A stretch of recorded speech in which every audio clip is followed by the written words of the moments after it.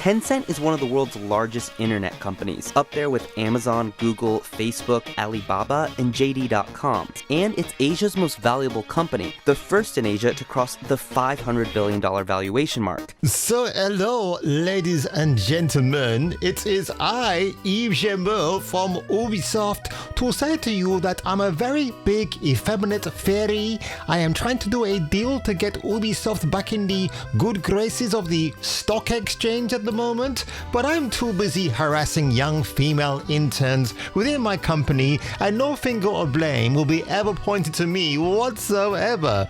But on a serious note here, folks, yes, it's true, Ubisoft are in the business side of news again, and it's a rather peculiar story courtesy of Bloomberg UK. I have a limited code that will self-expire in about 45 minutes, but this article should probably take about 5 minutes to get through. So without further ado, ladies and gentlemen, hit that like button, maybe think about subscribing, and why not join me at the same time? But without further ado, let's get into this video for this Saturday. We can all be fucking French. Pronounce your name the way it's spelled. And then you can suck on my pinner, okay? Well, space fans, exciting news, huh? And there's even more in part 2. On today's episode of Kung Fu Hot Dog. Okay, you can come. Are you coming? Kind of busy right now. And I'm coming for it, Ken. I'm coming for the fucking money, you piece of shit. I'm like getting the feeling of coming in the gym. I'm getting the feeling of coming at home. I'm getting the feeling. In the ass end of space, even aliens watch Jason King with Kung Fu Hot Dog. This is the greatest show I've seen in my life. Duke Nukem likes this guy.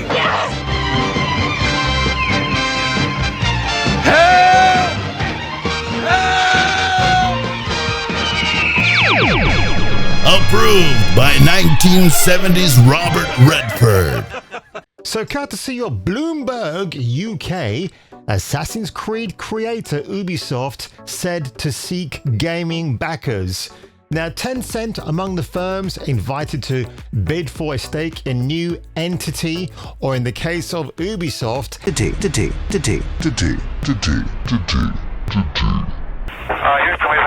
unit to hold some core Ubisoft IP, including Assassin's Creed.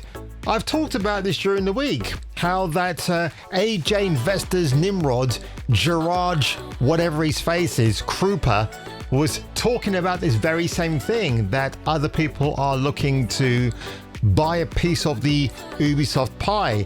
Obviously, he has said that because he does not care about you as the customer. He cares about himself and the money that he wants to make while he is still alive.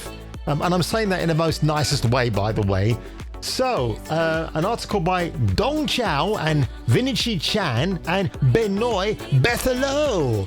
Ubisoft Entertainment SA is looking to bring in investors to a new entity that will include some of its core video gaming intellectual property, including AC. Some people who are familiar with the situation, well, I've just mentioned that, funny enough. The company's considering selling a minority stake in the venture and has contacted potential bidders, including Tencent Holdings and funds globally in France, where Ubisoft is based. The same cannot be said about the company being based, because we know that they're not. The people said Ubisoft has asked for preliminary bids to be made as soon as this month, which again, Assassin's Creed Shadows is out next week, if I'm not mistaken.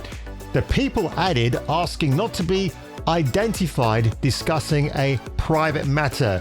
Ubisoft was founded by France's Gemot family, who may seek a valuation for the yet-to-be-formed IP unit that is higher than the size of the main companies, the people said. Considerations are ongoing.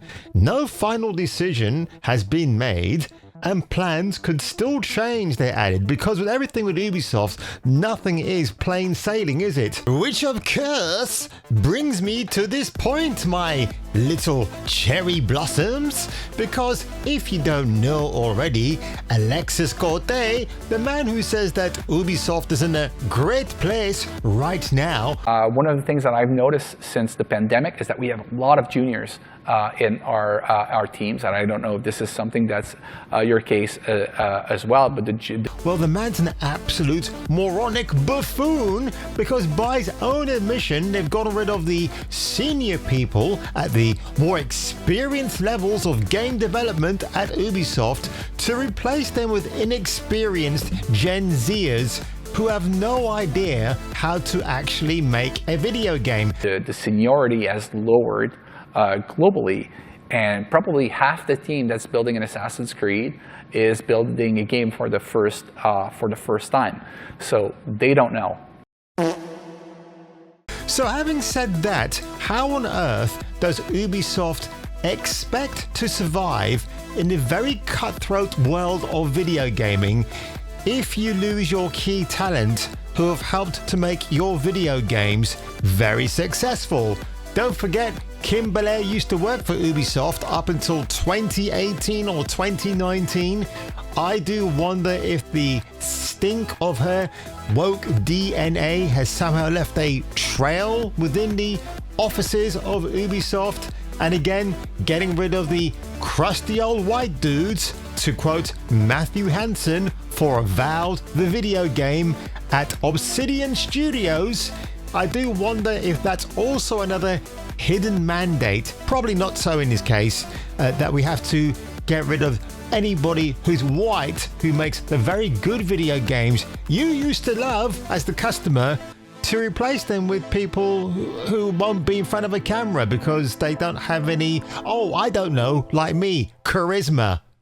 Okay, we're gonna get there. A representative for Ubisoft referred a query for comment to the company's quarterly earnings, in which it said the review of various transformational, strategic, and capitalistic options is ongoing to help extract the best value from Ubisoft's assets and franchises for all stake and cake holders. Tencent declined to comment. Ubisoft shares rose 4% to €12.78 at 11:29 a.m. Paris yesterday, Friday, after gaining as much as 4.6%, which is rather interesting. The Guillemot family and Tencent have been considering various options for Ubisoft, including a potential buyout, Bloomberg News reported last year. In January, people familiar with the matter said the parties were looking at creating the new venture containing certain video game assets, so you better be including Splinter Cell in that franchise, obviously Assassin's Creed and Rainbow Six Siege, because that's been a mammoth success.